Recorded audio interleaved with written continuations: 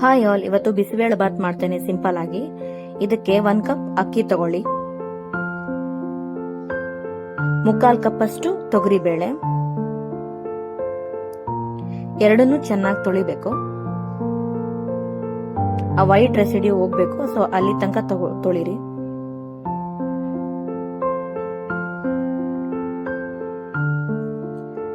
ನಾನೀಗ 1 ಕಪ್ ಅಕ್ಕಿಗೆ 6 ಕಪ್ ನೀರು ಸೇರಿಸ್ತಿದ್ದೀನಿ. So 1:6 ratio. ಈಗ ಕುಕ್ಕರ್ ಮುಚ್ಚಳ ಮುಚ್ಚಿ 2 ಕೂಗಷ್ಟು ಕೂಗಿಸ್ಕೊಳ್ಳಿ. ನೋಡಿ, ಇಲ್ಲಿ ಅನ್ನ ಮತ್ತೆ ಬೇಳೆ ತರಕಾರಿ ಎಲ್ಲ ಚೆನ್ನಾಗಿ ಬೆಂದಿದೆ, ಈಕ್ವಲ್ ಆಗಿ ನೋಡ್ತಿರ್ಬೋದು ನೀವು.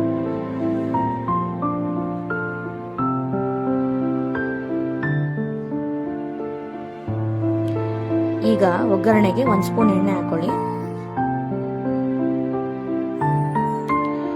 ಸ್ವಲ್ಪ ಸಾಸಿವೆ ಸಿಡಿದ್ಮೇಲೆ ಕರಿಬೇವು ಹಾಕೊಳ್ಳಿ, ಸ್ವಲ್ಪ ಇಂಗು. ನಾನು 1 ಈರುಳ್ಳಿ ಹಾಕ್ತಾ ಇದ್ದೀನಿ. ಚೆನ್ನಾಗಿ ಫ್ರೈ ಮಾಡ್ಕೊಳ್ಳಿ.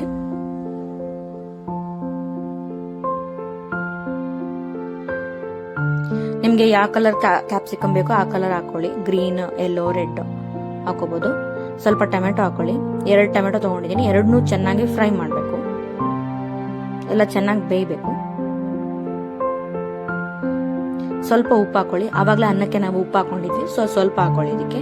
ಈಗ ಬಿಸಿಬೇಳೆ ಬಾತ್ ಪೌಡರ್ ಹಾಕೊಳ್ಳಿ, ಸ್ವಲ್ಪ 250 ಗ್ರಾಮ್ ಅಷ್ಟು, 2 ಸ್ಪೂನ್ ಅಷ್ಟು ಖಾರದ ಪುಡಿ. ಎರಡನ್ನು ಚೆನ್ನಾಗಿ ಮಿಕ್ಸ್ ಮಾಡಬೇಕು.